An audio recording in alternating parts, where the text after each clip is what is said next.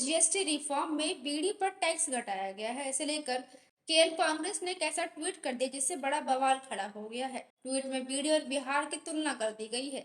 नमस्कार, मैं हूं गीता और आप देख रहे हैं पंजाब कृषि टीवी।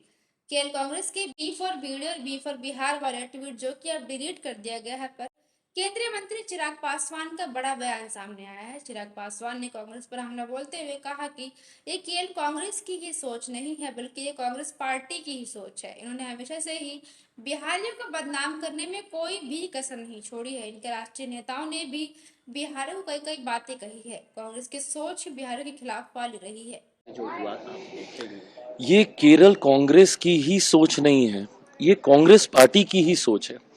इन्होंने हमेशा से बिहारियों को बदनाम करने में कभी कोई कसर नहीं छोड़ी।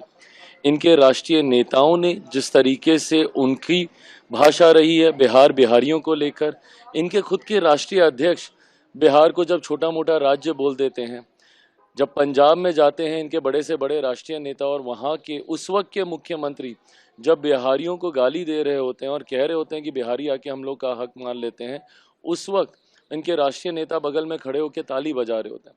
तो कहीं ना कहीं ये कांग्रेस की सोच रही है बिहारियों के खिलाफ वाली, और आज वही सोच उजागर हुई है। बीड़ी से अगर आप बिहारियों की तुलना कर रहे हैं, मतलब इससे ज़्यादा अपमान बिहारियों का और ये कर नहीं सकते। ऐसे में कांग्रेस को अब ये जवाब देने की ज़रूरत है कि भाषा की मर्यादा को किस स्तर तक अपने राजनीतिक लाभ के लिए ये गिराएंगे।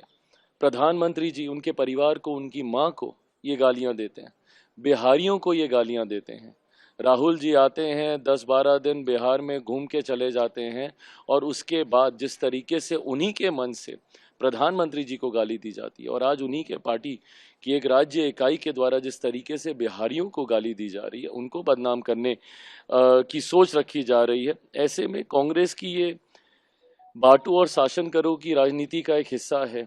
अपने अलग अलग राज्य में, एक राज्य में जाएंगे तो दूसरे राज्य के लोगों को गाली देंगे, दूसरे राज्य में जाएंगे तो तीसरे राज्य के लोगों को गाली देंगे। बांटो और शासन करो, डिवाइड एंड रूल की पॉलिसी इनकी रही है।